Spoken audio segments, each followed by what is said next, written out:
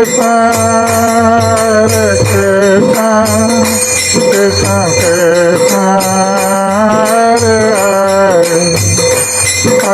Rama,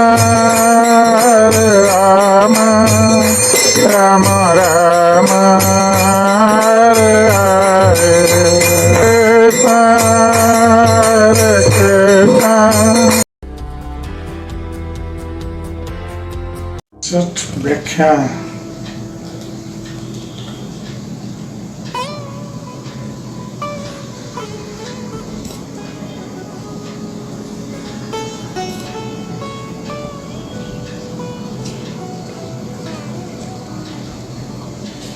नारदेर संगे सौनकादि मुनिगण मुमुक्ष छड़िया कैला कृष्ण भजन। नारद जैसे महामुनि की संगति से सौनक तथा अन्य बड़े बड़े ऋषियों ने मोक्ष की इच्छा त्याग दी और कृष्ण की भक्ति में सेवा में लग गए।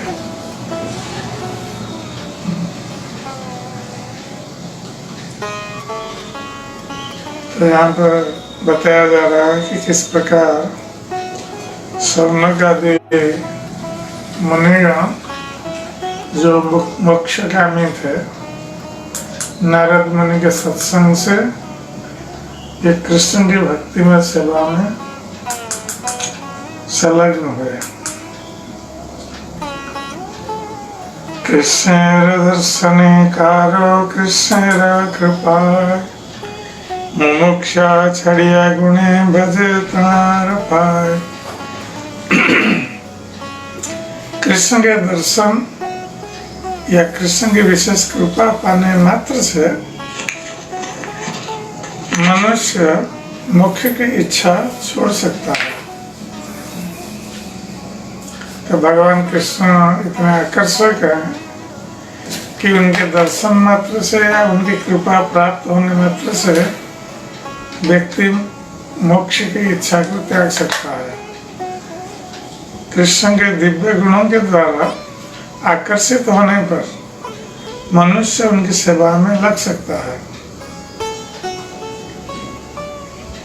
अस्मिन् सुख घन मूर्ति परमात्मनि वृष्णिपत्तने स्फुरति आत्मारामतया मे वृथा गतो बत चिरंकालः।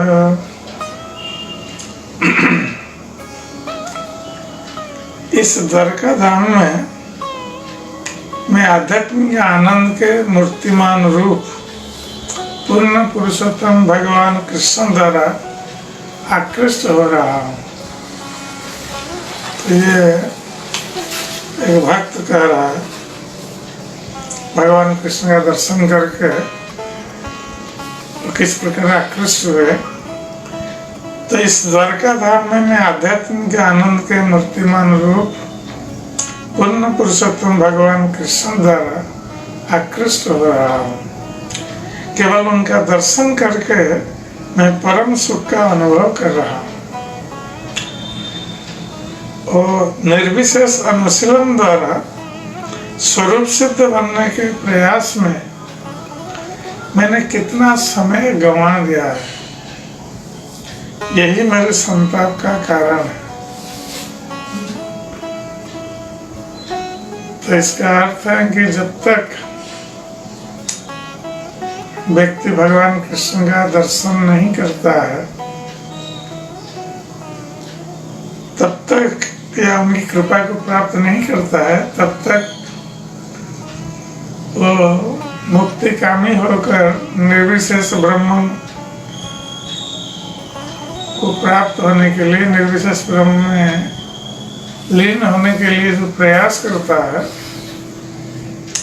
तो वो प्रयास उसका व्यर्थ प्रयास है, वो केवल समय मात्र नष्ट करता है।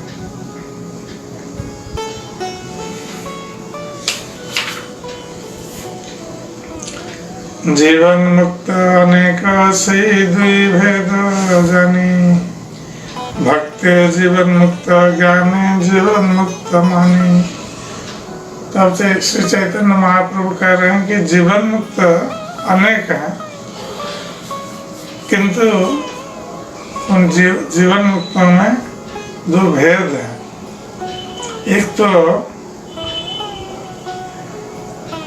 भक्ति जीवन मुक्त और ज्ञानी जीवन मुक्त। भक्ति के द्वारा जीवन मुक्त होना और ज्ञान के मार्ग में जीवन मुक्त।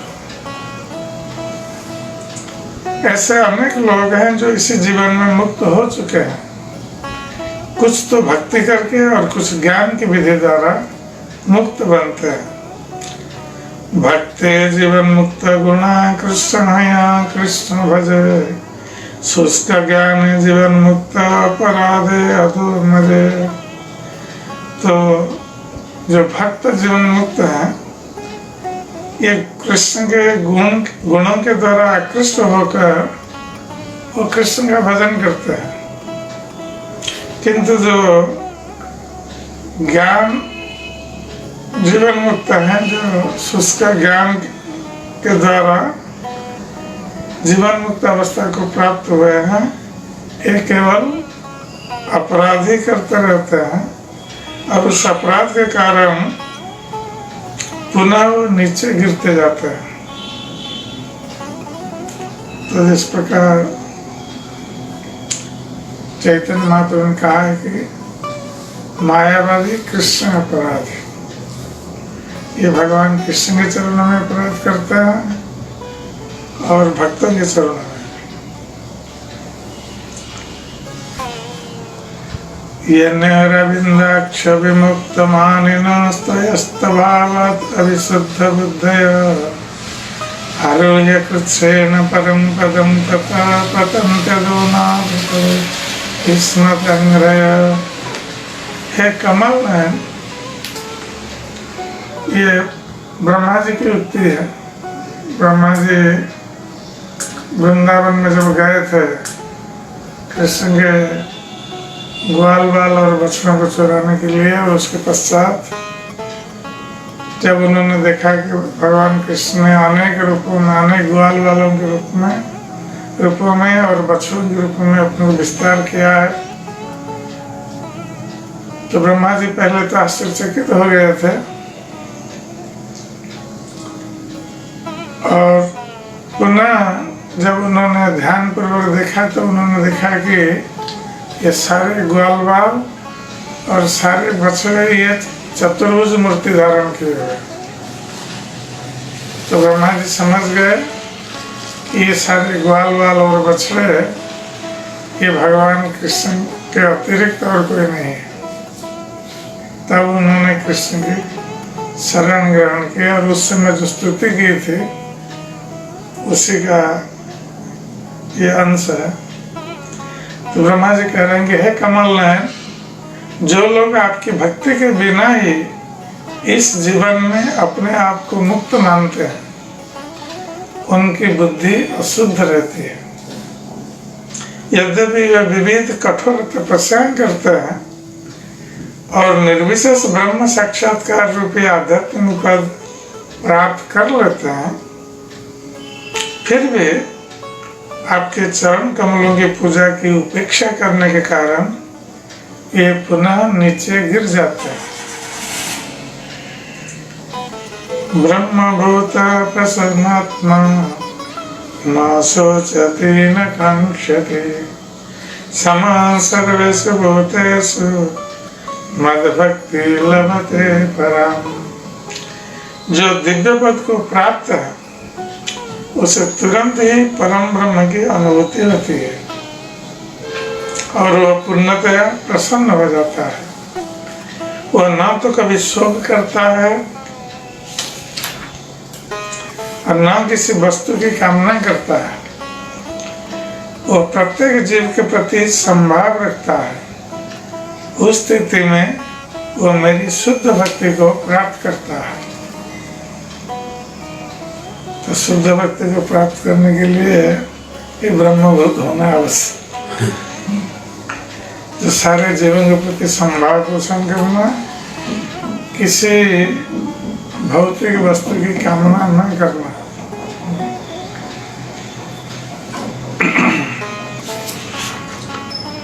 और कोई चीज खो जाने पर उसके लिए शोक नहीं करना है।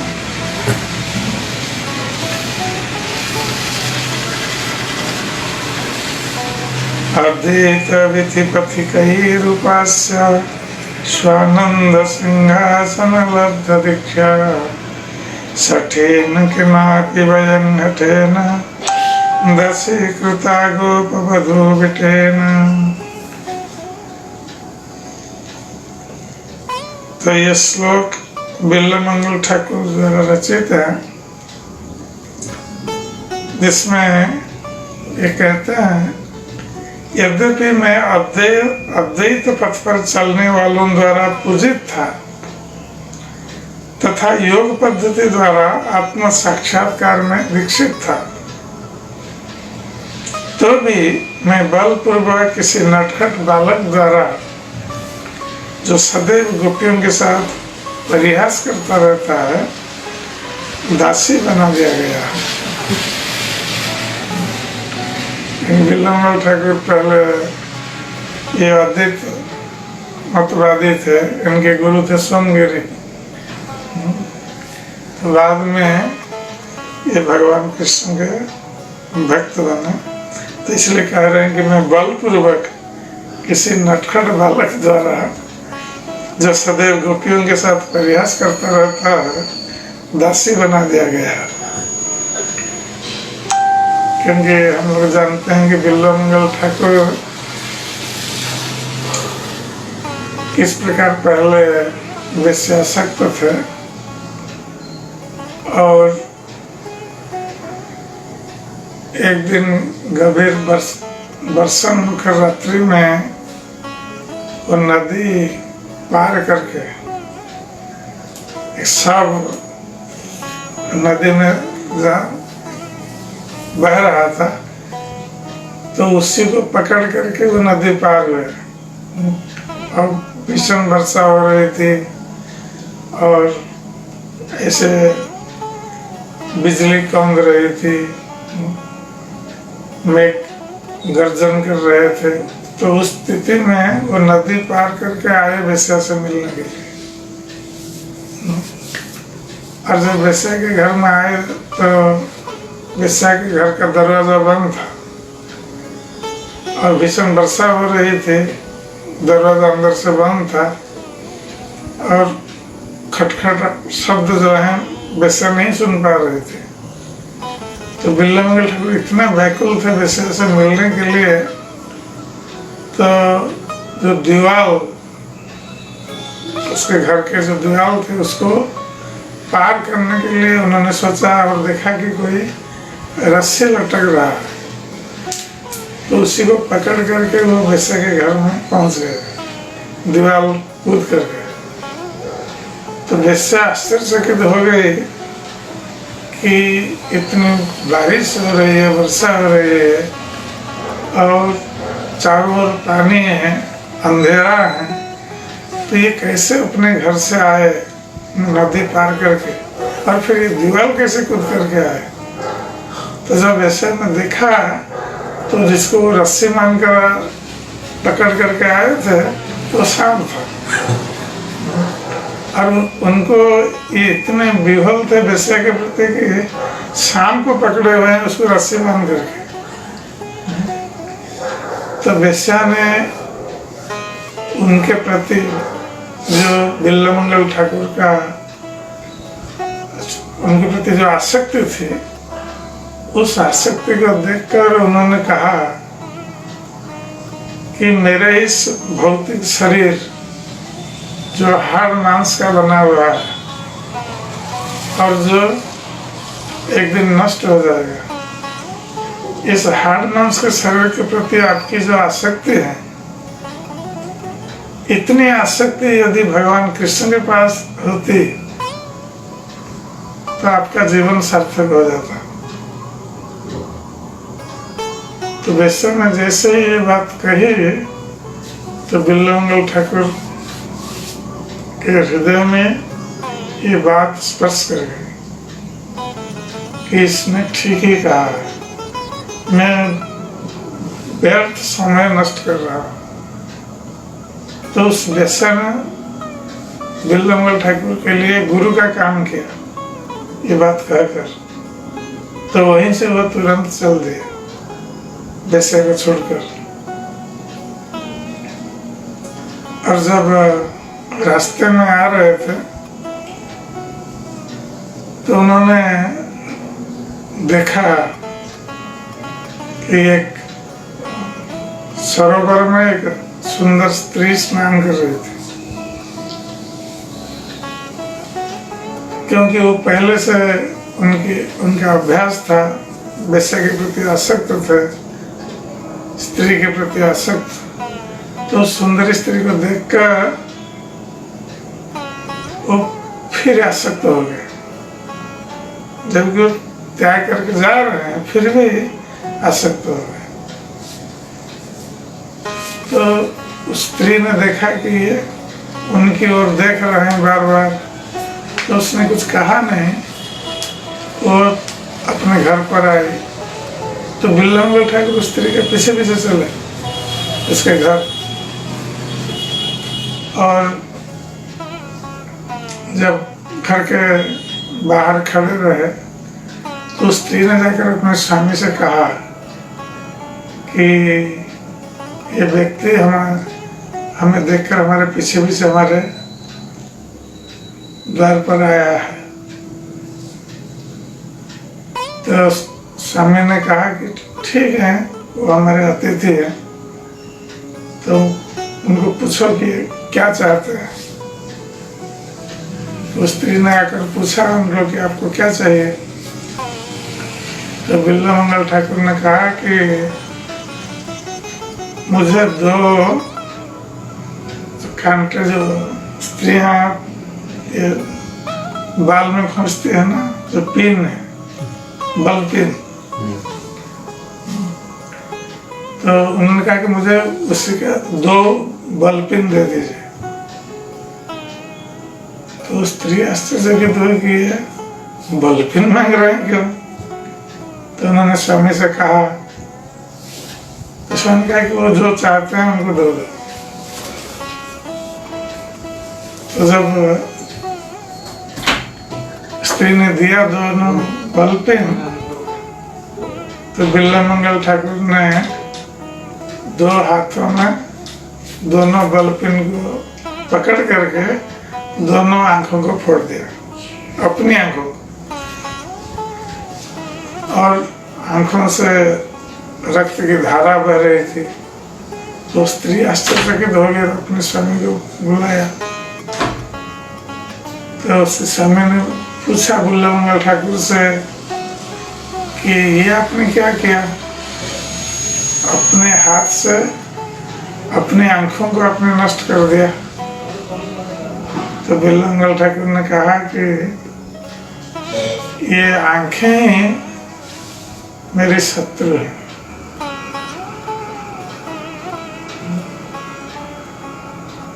तो ये इसी के कारण, जबकि मैं वेश्या को त्याग करके जा रहा था, तो इसी के कारण मैं आकृष्ट हो रहा हूँ स्त्री के प्रति, क्योंकि मैं देख रहा हूँ और पूर्व अभ्यास बस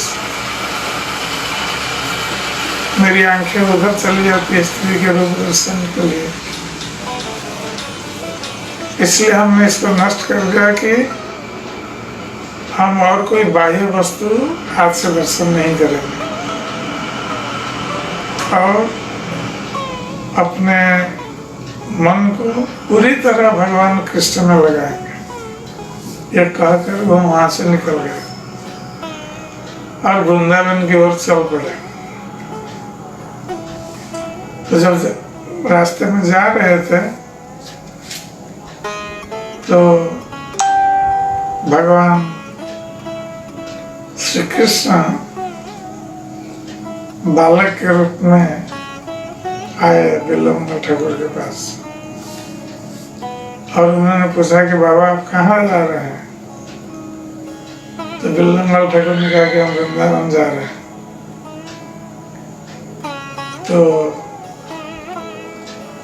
कृष्ण ने कहा कि बालक रूपी कृष्ण ने कहा कि हम भी जा रहे हैं वृंदावन।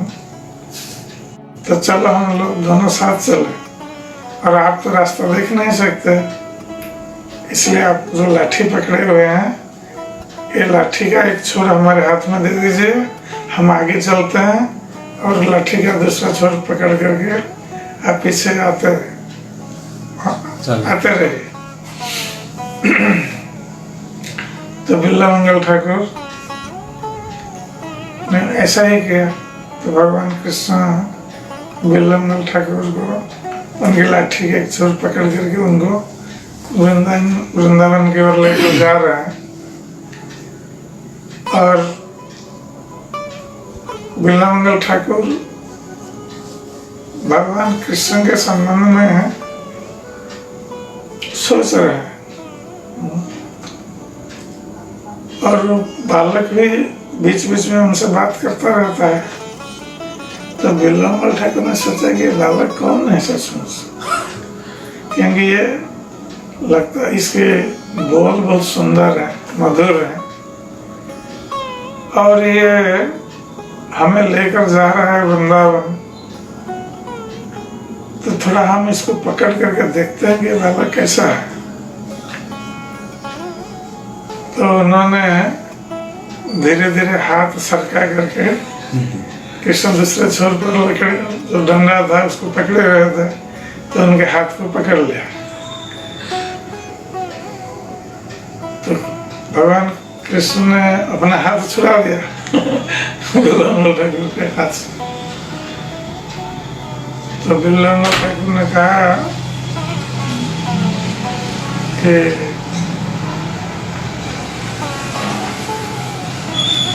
एक सुंदर उसने लिखा है श्लोक, जो इसमें उनका जो है बिल्ला मंगल ठाकुर का कृष्ण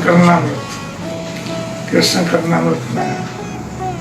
तो उन्होंने कहा कि हस्तात उत्क्षिप्य निर्जा से बलात् कृष्ण कीमत होता। तो बिल्ला मंगल ठाकुर ने कहा कि हे कृष्ण, वो समझ गए कि हे कृष्ण तो उन्होंने कहा कि हे कृष्ण, मेरे हाथ से आप बलपूर्वक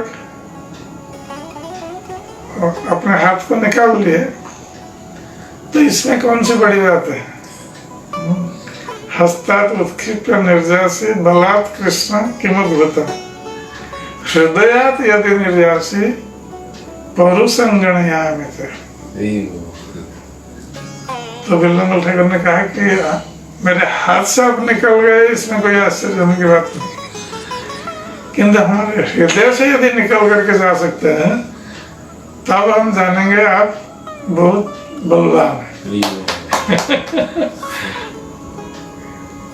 इसका अर्थ है कि बिल्ला मंगल ठाकुर भगवान कृष्ण को अपने हृदय में धारण कर रहे थे। तो उन्होंने जो कृष्ण करनामृत ग्रंथ लिखा है, वो गा रहे थे वस्तुतः। जो कृष्ण करनामृत गा रहे थे, तो वृंदावन जा रहे थे, उनके मुख से निकल रहा था, और कृष्ण सुनते हुए उनको लेके जा रहे थे वृंदावन।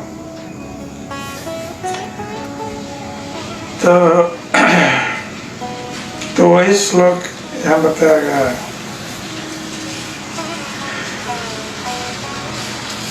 तो बिल्ला मंगल ठाकुर कहते हैं कि मैं बालपूर्वक किसी नटखट बालक द्वारा, जो सदैव गोपियों के साथ परिहास करता रहता है, दासी बना दिया गया। नहीं तो पहले मैं अद्वैत पथ पर चलने लगा था। भक्ति बले प्राप्त स्वरूप दिव्य देह पाय, कृष्ण गुणा कृष्ण हया भजे कृष्ण पाय। जिसने भक्ति द्वारा अपना वैधानिक पद प्राप्त कर लिया है, उसे इसी जीवन में ही दिव्य देह प्राप्त हो जाता है। अर्थात जो शुद्ध भक्त बन जाता है, शुद्ध भक्ति का आचरण करता है, तो इसी जीवन में उसका शरीर भी दिव्य बन जाता है। वो कृष्ण के दिव्य गुणों के द्वारा आकर्षित होने पर उनके चरण कमल की सेवा में पूर्ण रूपेण लग जाता है। निरोधोऽनुशयनम् आत्मना सह शक्ति मुक्तिर्हित्वा अन्यथा रूपं स्वरूपेण व्यवस्थिते। जब महाविष्णु विश्राम करते हैं और विराट जगत को अपने में समेट लेते हैं, तब सारे जीव तथा अन्य शक्तियां उन्हीं में समा जाती है। मुक्ति का अर्थ है परिवर्तनशील स्थूल तथा सूक्ष्म शरीरों को त्याग करने के बाद अपने सनातन मूल स्वरूप में स्थित रहना। कृष्ण बहिर्मुख दोषे माया हैते भय, कृष्णोन्मुख भक्ति हैते माया मुक्त। कृष्ण भावनामृत का विरोध करके मनुष्य पुनः माया के प्रभाव द्वारा बद्ध तथा भयभीत हो जाता है। श्रद्धा पूर्वक भक्तिमयी सेवा संपन्न करने से मनुष्य माया से मुक्त हो जाता है। तो भगवान की भक्ति करने से व्यक्ति माया से मुक्त हो जाता है, और भक्ति नहीं करने से भगवान से विमुख होने पर वह माया द्वारा आबद्ध हो जाता है। भयं द्वितीयाभिनिवेशतस्यादिशात् अपेतस्य विपर्येव स्मृते तन्माययातो बुधा भजेतं भक्तिकयेशं गुरुदेवतात्मा। जब जीव कृष्ण से पृथक भौतिक शक्ति द्वारा आकृष्ट होता है तो वह भयाक्रांत हो जाता है।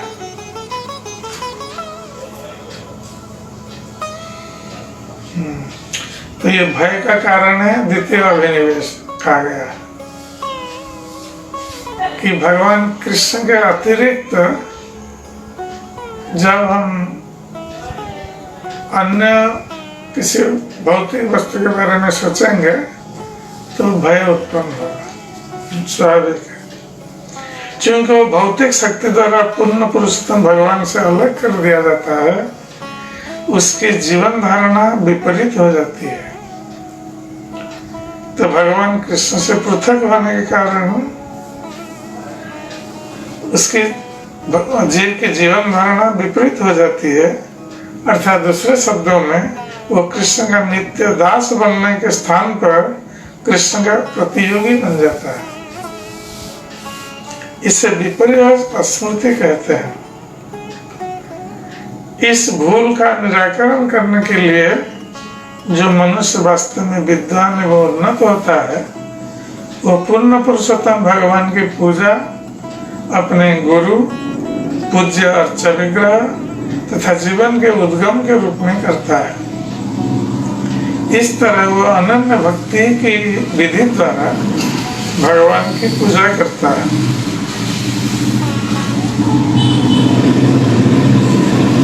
दैवी है सा गुणमयी मम माया दुरत्या, माया ये तो प्रपद्यन्ते माया में तां तरन्ति ते। तीन गुणों से युक्त मेरी इस दैवी शक्ति को जीत पाना कठिन है, भगवान कृष्ण भगवद गीता में बता रहे हैं कि मेरी माया शक्ति अत्यंत प्रबल है और इसको जीत पाना कठिन है। किंतु जिन्होंने मेरी शरण ग्रहण कर ली है वे इसको सरलता से पार कर सकते हैं। तो माया से बचने का यही एकमात्र उपाय है भगवान कृष्ण के चरण कमलों में शरण ग्रहण करना, अन्यथा माया से कोई बच नहीं सकता। भक्ति बिनु मुक्ति नहीं, भक्ति मुक्ति है। भक्ति के बिना किसी को मुक्ति प्राप्त नहीं होती। मुक्ति तो एकमात्र भक्ति द्वारा ही प्राप्त की जाती है। यह स्मृति भक्ति उदस्यते विभो क्लिशन्ति केवल बोधलब्धये तेषां क्लेशलये वशिष्यते नन्यद् यथा स्थूलतुषावघातिनम्।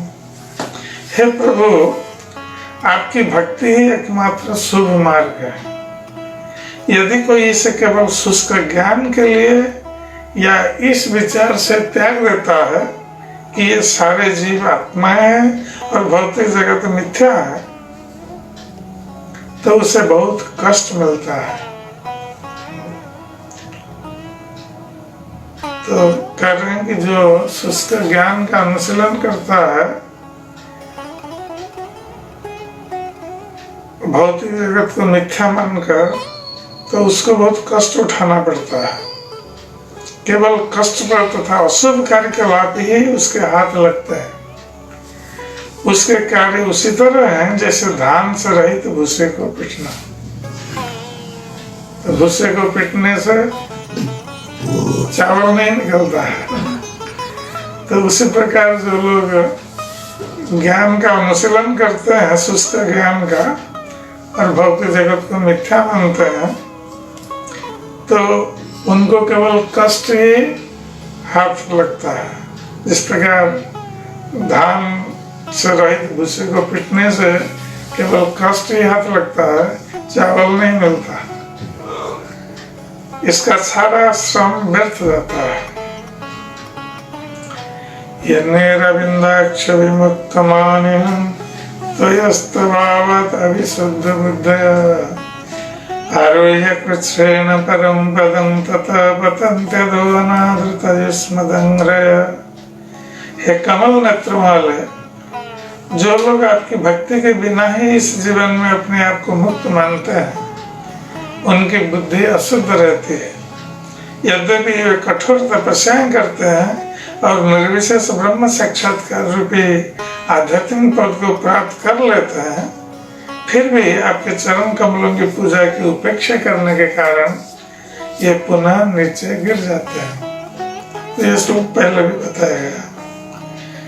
ये संग पुरुषं साक्षात् आत्मा प्रभवं ईश्वरं न भजन्ते अवजानन्ति स्थानद् भ्रष्ट पतन्त्यधः। यदि कोई चारों वर्णों तथा आश्रम में ही अपनी स्थिति बनाए रखता है किंतु भगवान विष्णु की पूजा नहीं करता, अर्थात यदि कोई चार वर्ण और चार आश्रम का कर्तव्य पालन करता है किंतु भगवान विष्णु की पूजा नहीं करता है, तो उसकी स्थिति क्या होती है? तो वो अपने गर्वित स्थान से गिरकर नरक में जाता है। तो इसका अर्थ है कि वस्तुतः चार वर्ण और चार आश्रम का लक्ष्य है कि अपने कर्तव्य को पालन करते हुए भगवान विष्णु को संतुष्ट करना, संसिद्धि हरितोषम। तो इसलिए यदि भगवान को संतुष्ट करने के लिए कोई वर्णाश्रम धर्म का पालन नहीं करता है, तो उसका परिश्रम व्यर्थ जाता है और नरक में गिरता है।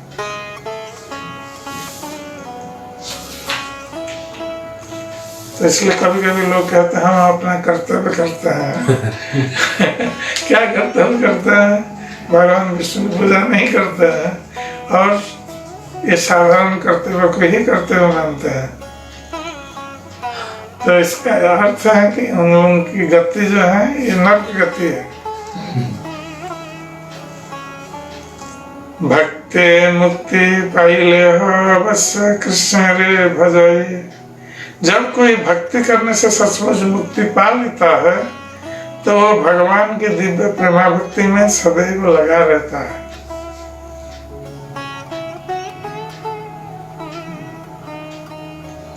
मुक्ता लीलया विग्रहं कृत्वा भगवन्तं भजन्ते।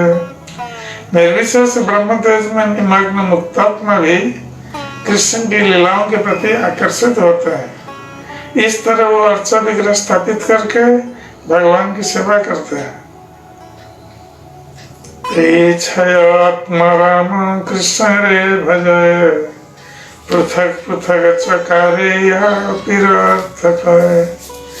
ये 6 प्रकार के आत्मा राम कृष्ण की प्रेमा भक्ति में लगे रहते हैं। विभिन्न प्रकार की सेवाएं चाल लगकर सूचित की जाती हैं और ये अपी का भी अर्थ वहन करता है।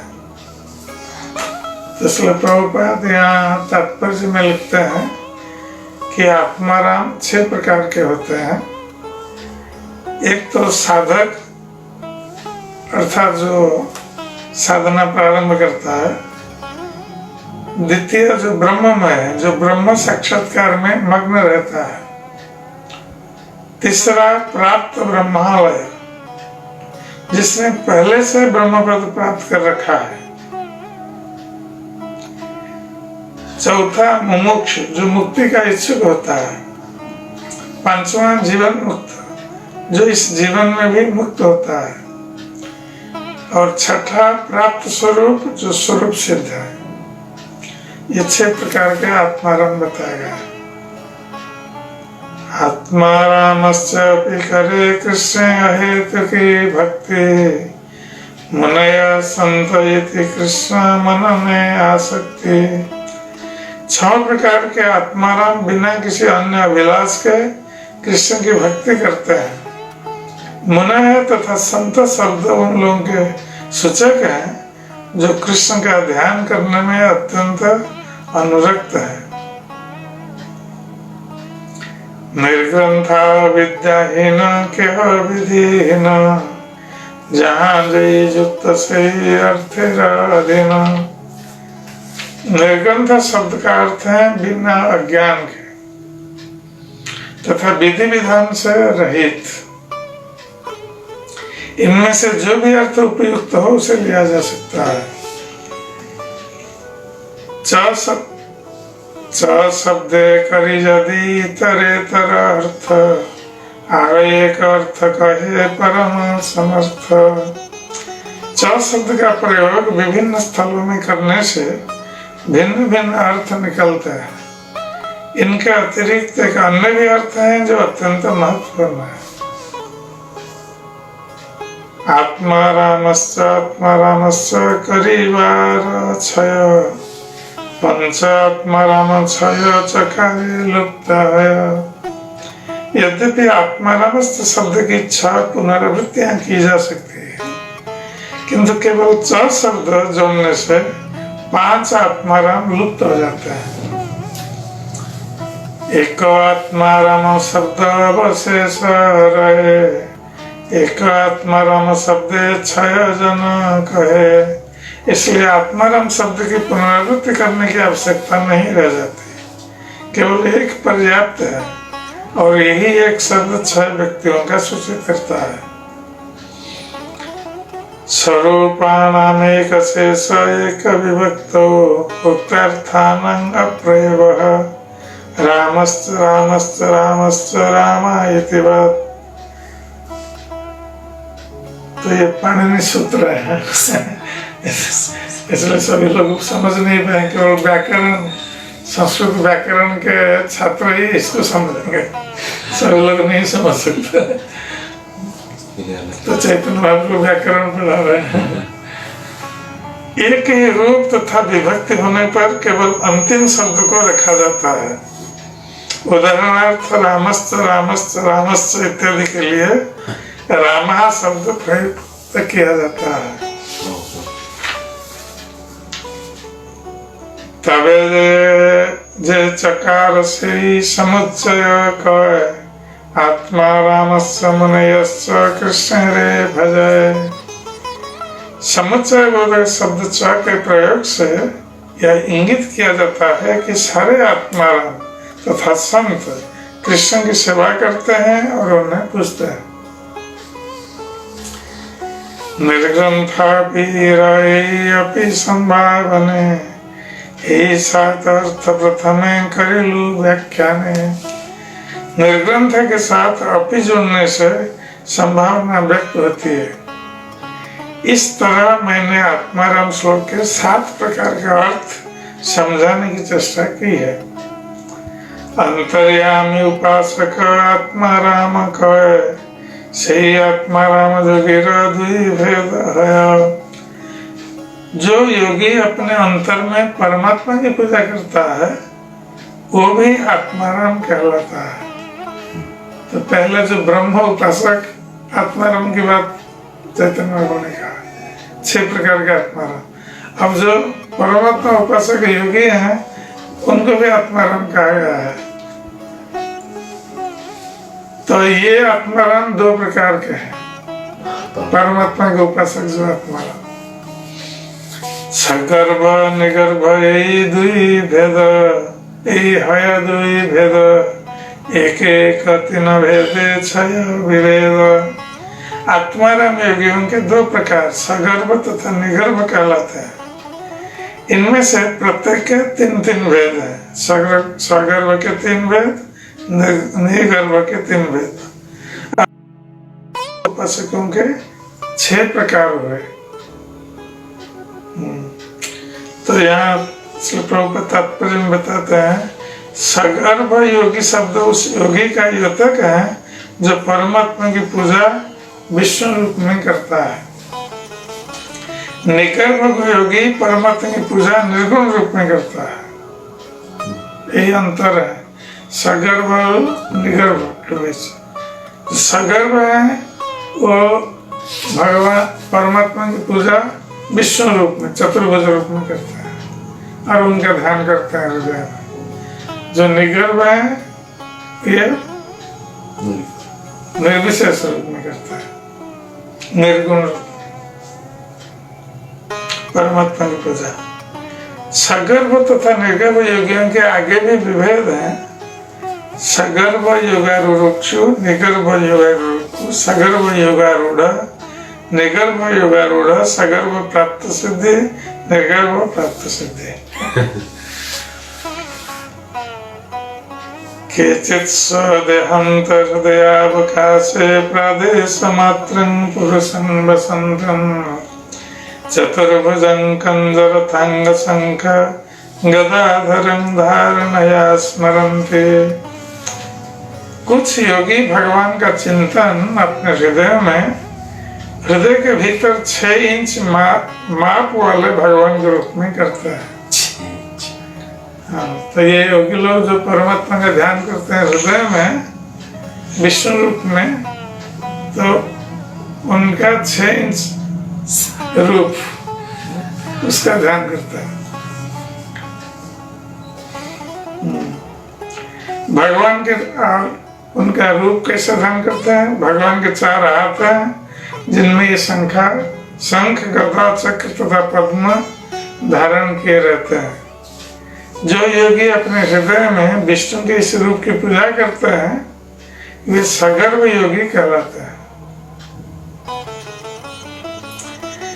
एवं हरोर भगवती प्रतिलब्ध भावो भक्त्या द्रवत ध्रुवदय उत्पुलका प्रमोदात् औत्कंठ बाष्पकलया मुहुरद्यमान तच्चापि चित्तवडि संसनकैर्विमुक्त। जब किसी को पुण्य पुरुषोत्तम भगवान से प्रेम होता है तो उसका हृदय भक्ति योग से द्रवित हो उठता है और उसे दिव्य आनंद का अनुभव होता है।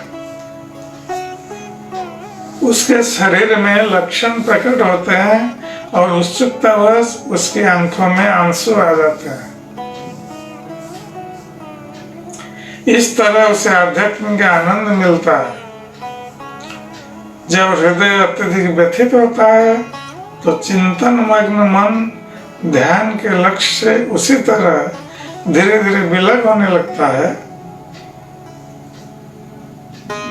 जिस तरह मछली पकड़ने का कांटा।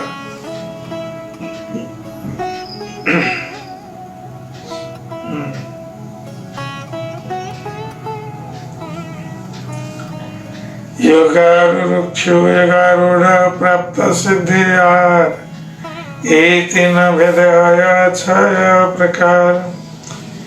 योग की प्रगति के इन 3 विभागों योगोरुक्षु, योगारूढ़ तथा प्राप्त सिद्धि के द्वारा योगियों के 6 भेद होते हैं। आरूढ़ोर मुनिर्योगं कर्म कारणं उच्यते योगारूढ़स्य तस्यैव समः कारणं उच्यते। जो संत लोग योग सिद्धि प्राप्त करना चाहते हैं, ये योगाभ्यास करते हैं और उसके नियमों का दृढ़ता से पालन करते हैं। वे आसन तथा प्राणायाम करते हैं। जो लोग पहले से इस पद को प्राप्त हुए रहते हैं, ये ध्यान करते हैं और अपने मन को भगवान पर केंद्रित करते हैं। वे समस्त भौतिक कार्यों को त्याग कर अपने मन को संतुलित रखते हैं।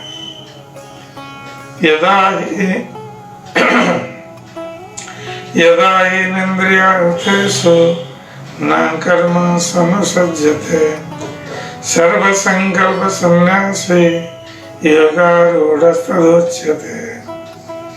जब मनुष्य इंद्रिय तृप्ति के लिए कर्म करने लेता और समस्त भौतिक इच्छाओं को त्याग देता है, तो उसे योगारूढ़ कहा जाता है। तो योगारूढ़ उसको कहा जाता है जिसकी कोई भौतिक इच्छाएं नहीं होती है और जो इंद्रिय तृप्ति करने के लिए, इंद्रिय तृप्ति के लिए कर्म करने में रुचि नहीं रखता। ए छय योगी साधु संगादि हेतु पाया कृष्ण भजे कृष्ण गुणे आकृष्ट हैया। जब शुद्ध योगी भक्तों की संगति करता है तो वह भगवान के दिव्य गुणों से आकृष्ट होने के फलस्वरूप कृष्ण की भक्ति में लग जाता है। पहले तो निर्विशेषवादी भक्तों के संग से किस प्रकार कृष्ण भक्ति में लगते हैं, ये वर्णन किया गया। अब योगियों के बारे में बताया जा रहा है। तो ये योगीगण भी यदि भक्तों की संगति करेंगे तो ये भी भगवान के दिव्य गुणों से आकृष्ट होकर कृष्ण की भक्ति में लग जाते हैं। च शब्दे अपिरार्थ यहाँ काय मने निर्ग्रंथ शब्देर पूर्ववत अर्थ है। यहाँ पर च तथा अपि शब्दों के अर्थों का प्रयोग किया जा सकता है। मनि तथा निर्ग्रंथ शब्दों का अर्थ पहले जैसे है। उरु क्रमे अहेतु के कहाँ कोनो अर्थ, यही तेरा अर्थ कहलूं परम समर्थ। अहेतु के शब्द सदैव पूर्ण पुरुषोत्तम भगवान उरुक्रम के लिए प्रयुक्त किया जाता है। इस तरह मैंने आत्मारम श्लोक के अर्थ 13 प्रकारों से बताया।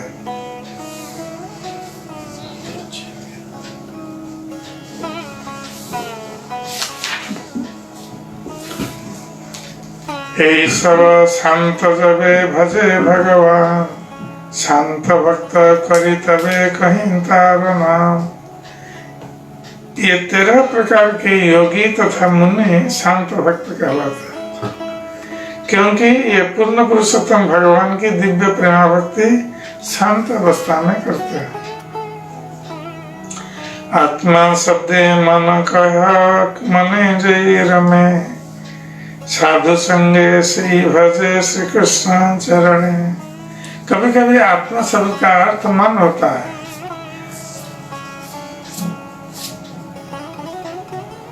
कभी कभी लोग बोलते हैं ना, आत्मा संतुष्ट हो गया, बहुत अच्छा भोजन मिला, आज आत्मा संतुष्ट हो गया।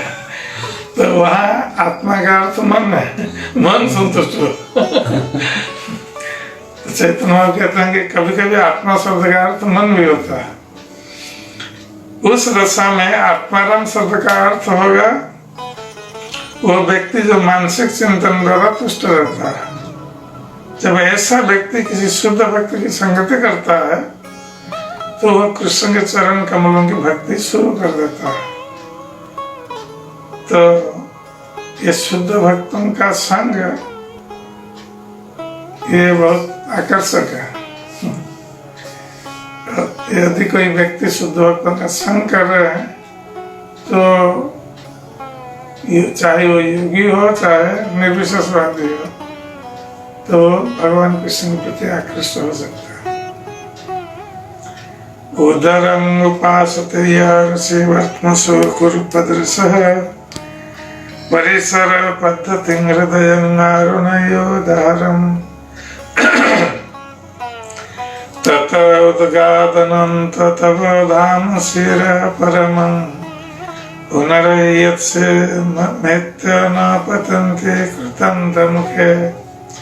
जो लोग महान संत योगियों का अनुसरण करते हैं, ये योग आसन विधि अपनाते हैं और अपने उदर से पूजा शुरू कर देते हैं, जहां पर ब्रह्म को स्थित बतलाया जाता है। ऐसे लोग शार्कराक्ष कहलाते हैं, जिसका अर्थ यह है कि स्थूल देहात्म बुद्धि में स्थित है। कुछ लोग अरुण ऋषि के भी अनुयायी हैं। इस पथ का अनुसरण करते हुए ये लोग नाड़ियों की क्रिया का निरीक्षण करते हैं। इस तरह ये धीरे धीरे हृदय तक पहुंचते हैं, जहाँ सूक्ष्म ब्रह्म अर्थात परमात्मा स्थित रहते हैं। तब ये उनकी उपासना करते हैं। हे असीम अनंत, इन लोगों से बेहतर तो ये योगी हैं जो अपने शिरोभाग से आपकी पूजा करते हैं। वे उदर से प्रारंभ करके हृदय से होकर सिर के ऊपरी भाग तक पहुंच जाते हैं और ब्रह्मरंध्र से होकर निकल जाते हैं, जो खोपड़ी के ऊपर एक छिद्र है। इस तरह ये योगी सिद्धि पद को प्राप्त होते हैं और जन्म मृत्यु के चक्र में दोबारा प्रवेश नहीं करते। तो उन योगियों के बारे में बताया गया है कि जो ब्रह्मरंध्र से होकर अपने शरीर को त्यागते हैं। तो ब्रह्मरंध्र यहीं पर है, जहाँ हम चोटी रखते हैं ना, इसलिए हम चोटी रखते हैं, वहाँ ब्रह्मरंध्र है। तो योगी लोग उस ब्रह्मरंध्र से अपना शरीर को त्यागते हैं।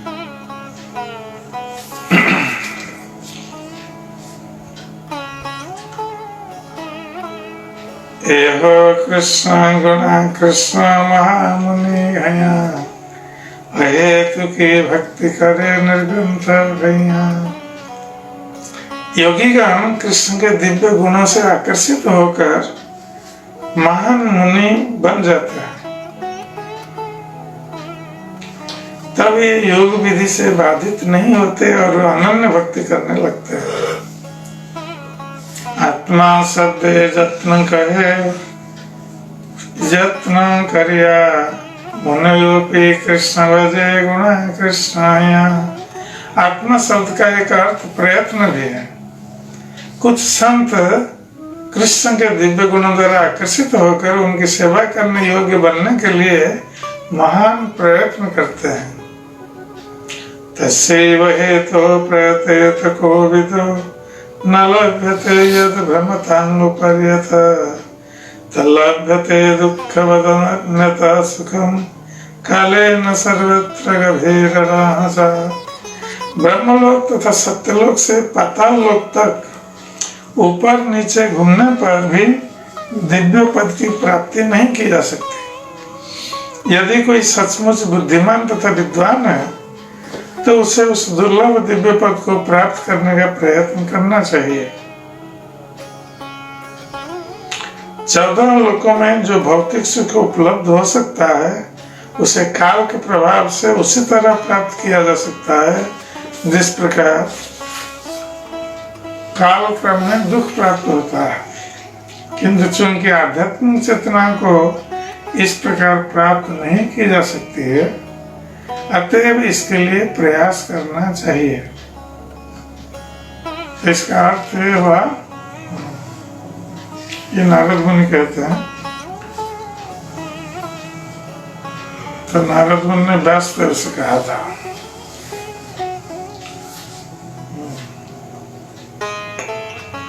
तो नारद मुनि ने कहा कि ये संसार में लोग सुख प्राप्ति के लिए प्रयत्न करता है, दुख प्राप्ति के लिए कोई प्रयत्न नहीं करता। सभी सुख प्राप्ति के लिए प्रयत्न करते हैं, किंतु नारद मुनि कहते हैं कि जिस प्रकार बिना प्रयत्न के दुख आता है तो बिना प्रयत्न के सुख भी आएगा। जिसके भाग्य में जितना सुख और दुख लिखा है उसको अवश्य भोग करना पड़ेगा। अतः यदि कोई प्रयत्न करना है किसी को, ये आध्यात्मिक चेतना जिसको प्राप्त नहीं की जा सकती है सुख दुख के प्रयत्न करने वालों को, तो ये लोग उस आध्यात्मिक चेतना की प्राप्ति के लिए हर व्यक्ति को प्रयास करना चाहिए। सधर्मस्थाव सधर्मस्यावबोधाय ये संनिर्वर्धिनीमते अचिरादेव सर्वार्थ सिद्ध्यते संगभीप्सितः।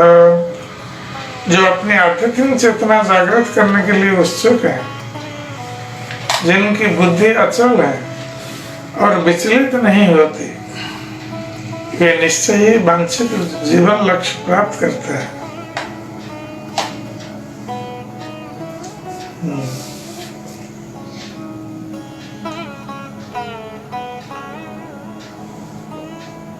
तो जो आध्यात्मिक चेतना जागृत करने के लिए उत्सुक हैं और जिनकी बुद्धि अचल है, अर्थात जिनकी बुद्धि विचलित नहीं होती है, चंचल बुद्धि नहीं, स्थिर बुद्धि है, और वो आध्यात्मिक चेतना प्राप्त करने के लिए उत्सुक है, तो ये निश्चित ही वांछित लक्ष्य को प्राप्त कर पाते हैं। हरे कृष्णा। हरे कृष्णा।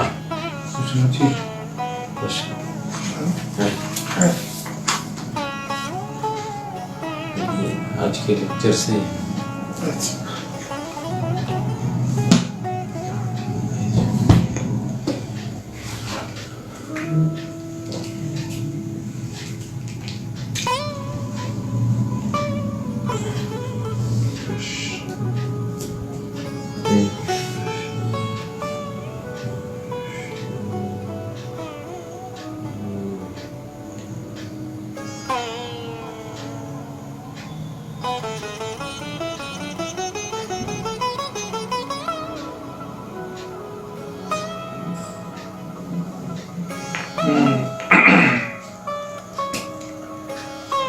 एक प्रश्न है सुशील IIT पटना।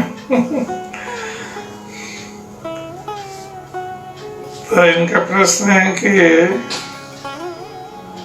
गुरु महाराज आपने कहा कि बिल्ला मंगल ठाकुर ने अपनी आंखों को नष्ट कर दिया, क्यों? उनके काम वासना के कारण, किंतु मन आंखों से भी और भयंकर है। क्या मन को हम नष्ट कर सकते?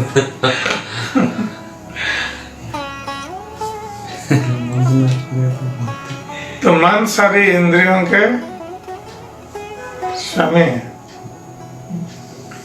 तो हम तो एक इंद्रिय है, दर्शन इंद्रिय। तो ये दर्शन इंद्रिय का जो मुख्य विषय है वो है रूप। तो जहां सुंदर रूप दिखता है, आंख उधर चली जाती है, स्वाभाविक है। और आंख चले जाने पर उसका प्रभाव मन पर पड़ता है, क्योंकि यदि कोई सुंदर रूप को देखता है तो मन में सोचने लगता है उसके बारे में,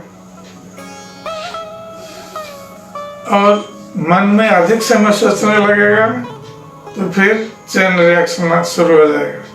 ध्याय तो विषयान पुंसा संगस्तेषु उपजायते संगात संजायते काम काम क्रोध भी जायते। तो इसलिए ये जो आंख है, ये पहले स्त्री के रूप का दर्शन करती है। आंख आकृष्ट होती है, तब फिर मन में चिंतन होता है स्त्री के बारे में। इसलिए बिल्वमंगल ठाकुर ने आंख को नष्ट कर दिया कि वो केवल स्त्री किसी रूप का दर्शन नहीं करेंगे और एकमात्र मन में कृष्ण का ही दर्शन करेंगे। यही उनकी एकमात्र इच्छा थी, क्योंकि आंख ही उनको भौतिक आसक्ति की ओर ले जा रही है, खींच रही है। जबकि वो पिछले जीवन को त्याग करके अब कृष्ण का भजन करने के लिए निकले, कृष्ण को प्राप्त करने के लिए, और ये आंख इसमें बाधा उत्पन्न कर रही है, इसलिए उसको उन्होंने नष्ट कर दिया। किंतु मन को नष्ट नहीं किया जा सकता। मन को भगवान कृष्ण में लगाया जा सकता है, क्योंकि मन सूक्ष्म वस्तु है। इंद्रियां तो स्थूल इंद्रियां, किंतु मन सूक्ष्म है, और मन ही बहुत महत्वपूर्ण है। इसलिए शास्त्र में बताया गया है कि मन एव मनुष्याणां कारणं बंध मोक्ष है, कि मनुष्य का मन ये मोक्ष का कारण, मुक्ति का कारण बन सकता है और बंधन का कारण भी बन सकता है। तो ये निर्भर करता है कि हम मन को कैसा उपयोग करते हैं, या मुक्ति के लिए या बंधन के लिए। तो बिल्ला मंगल ठाकुर ने मन का उपयोग मुक्ति के लिए किया, कृष्ण को प्राप्त करने के लिए। इसलिए मन में उन्होंने कृष्ण के बारे में ही सोचा। तो जो आंख उनको सोचने के लिए बाध्य करती थी, स्त्री के रूप को देखने के लिए, तो उसको नष्ट करके उन्होंने मन को कृष्ण में लगाने के लिए प्रयत्न किया और लगाया भी, जिसके कारण कृष्ण उनको प्राप्त हो गए, भगवान कृष्ण। तो ये उनकी दृढ़ता थी कि भक्ति मार्ग में आगे बढ़ने के लिए, जैसे रूप गोस्वामी ने कहा है कि उत्साह निश्चय धैर्य तत्त कर्म प्रवर्तनात्, तो ये जो निश्चय दृढ़ता, ये भक्त के लिए बहुत आवश्यक है। और भक्ति के लिए जो बाधाएं हैं उसको वो कैसे दूर करें, उसके लिए उसको प्रयास करना चाहिए। यदि हमें कृष्ण को प्राप्त करना है तो भगवान कृष्ण हमें बुद्धि देंगे कैसे हम इन बाधाओं को दूर कर सकते हैं। तो इस प्रकार मन को बिल्लमंगल ठाकुर ने कृष्ण की प्राप्ति के लिए लगाया। जो मन बंधन, संसार बंधन में पड़ा हुआ था, वहां से निकाल करके मुक्ति के लिए कृष्ण के प्रति आकर्षित होने के लिए लगाया। इसलिए मन को नष्ट करने का प्रश्न ही नहीं उठता है। केवल मन को हम मुक्ति की ओर अर्थात भगवान कृष्ण की ओर मोड़ सकते हैं।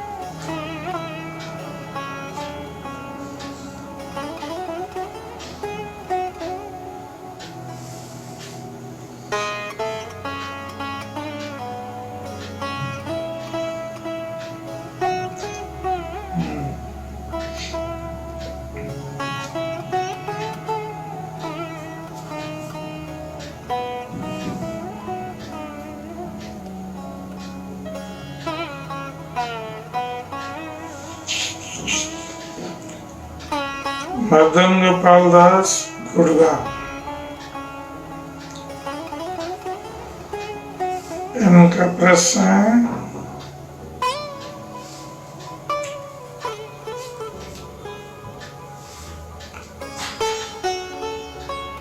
कि सुखदेव गोस्वामी जन्म से बैरागी थे, किंतु यहाँ हम देखते हैं कि बिल्लमंगल ठाकुर वैश्य के प्रति आसक्त थे। तो ये कह रहे हैं कि राधा रानी के दो सुख पक्षी थे, एक सुखदेव गोस्वामी, दूसरे बिल्वामंगल ठाकुर लीला सुख। तो ये कैसे हम समझ पाएंगे? तो ये सुखदेव गोस्वामी कैसे बैरागी हुए और बिल्वामंगल ठाकुर कैसे माया के द्वारा आकृष्ट हुए।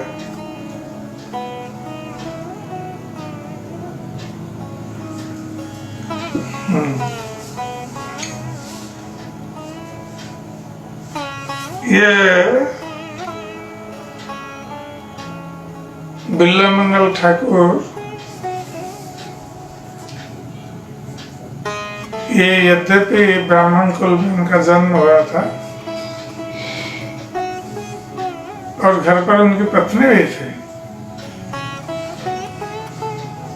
फिर भी वेश्या के प्रति आसक्त हुए थे और वेश्या ने उनके लिए गुरु का काम भी किया। और यदि वेश्या के प्रति आसक्त नहीं होते तो हो सकता कि वो कृष्ण के लिए इतना व्याकुल नहीं होते। तो वेश्या ने उनके लिए गुरु का काम किया और उनमें कृष्ण को प्राप्त करने की जो तीव्र लालसा वहीं से उत्पन्न हुई। तो ये सब कुछ त्याग करके वो आए भगवान कृष्ण को प्राप्त करने के लिए। तो भगवान के भक्त किसी भी स्थिति में या किसी भी स्थिति से भगवान का भक्त बन सकते हैं। जैसे आज हम पढ़ रहे थे कि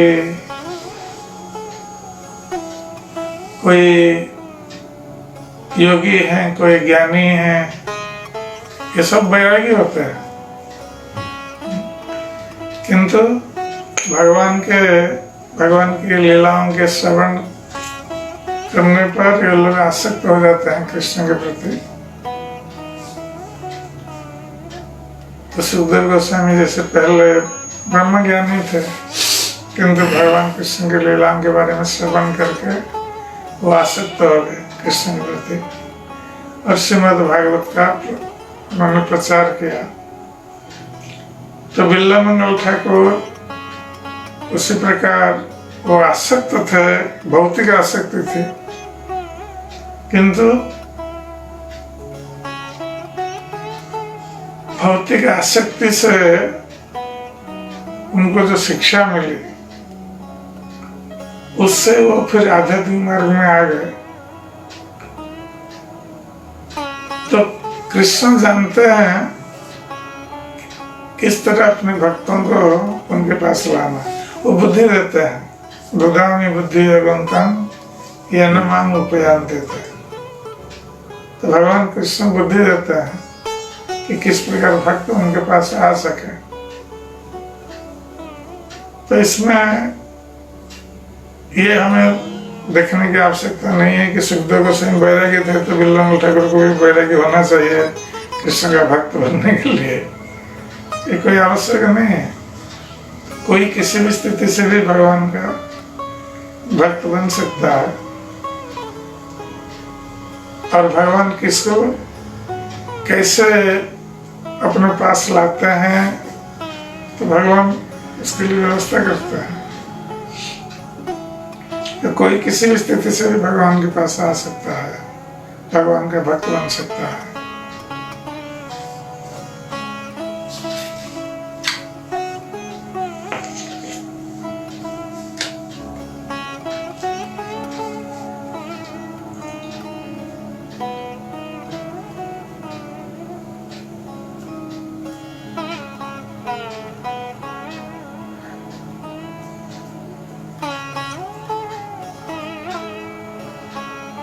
तो बिल्वामंगल ठाकुर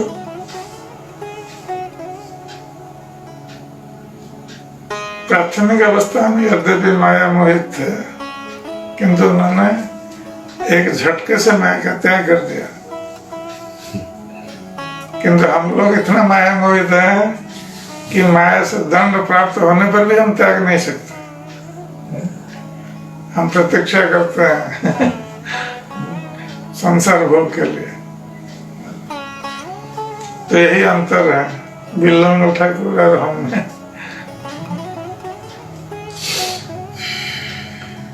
वृंदावनेश्वरी देवीदास जी, भक्ति में अगर अग्रगति करने के लिए हमें शुद्ध भक्त का संग करना चाहिए। जो जीवात्मा माया द्वारा ज्यादा प्रभावित हो, हम अगर उनका संग करेंगे तो हम पर उनका प्रभाव पड़ सकता है। लेकिन हम जब प्रचार करते हैं तो हमें उनका संग करना पड़ता है। इस परिस्थिति में हमें क्या करना चाहिए? आप जब प्रचार करते हैं तो हम उनका संग ग्रहण नहीं करते जिन लोगों को प्रचार करते हैं, क्योंकि ये लोग भक्त नहीं है। हम इनको प्रचार करके भक्त बनाना चाहते हैं। यद्यपि वो माया मुग्ध जीव है, कृष्ण को भूल गए हैं, तो हम जब प्रचार करते हैं उनको भक्त बनाने के लिए करते हैं। तो हम अपना संग उनको दे रहे हैं, न कि हम उनका संग ले रहे हैं।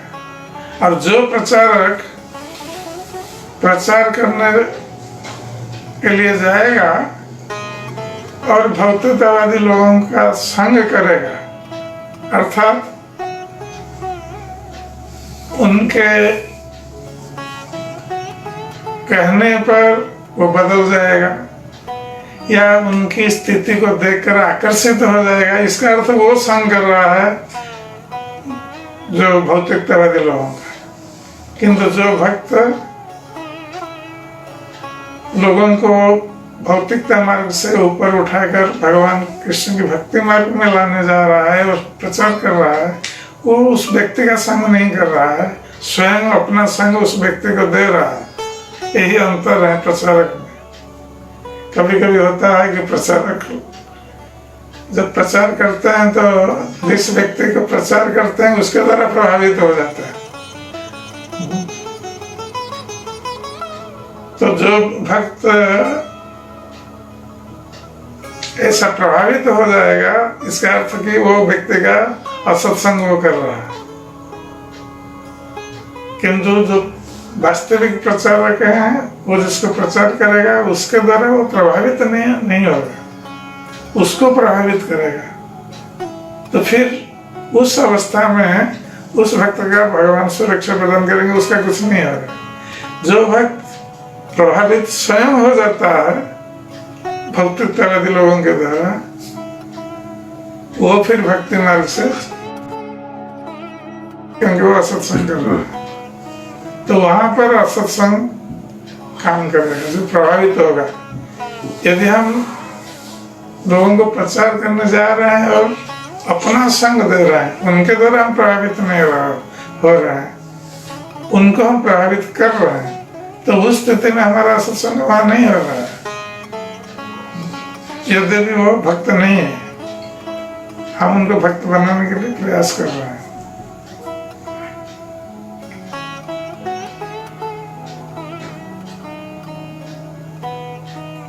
साधना अगर स्ट्रांग नहीं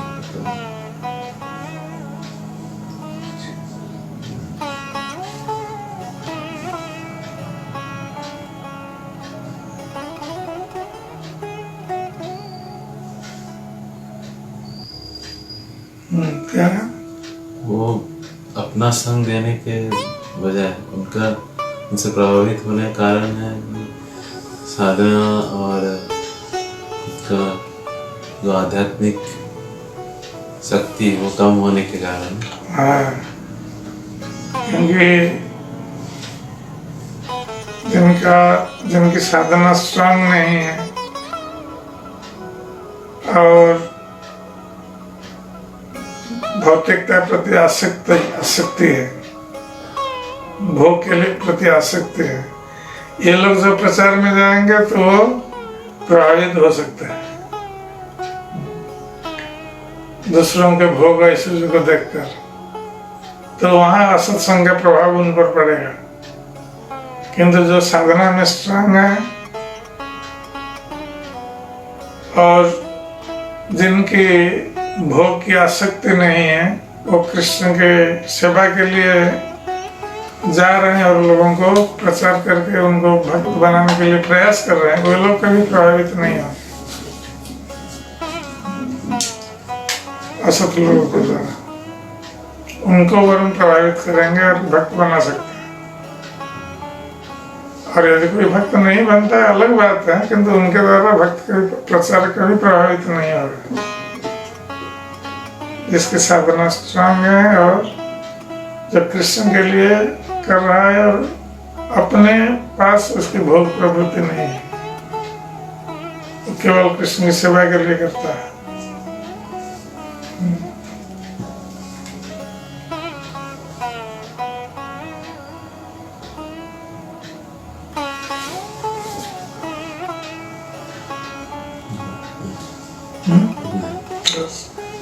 हरे कृष्ण। हरे कृष्ण।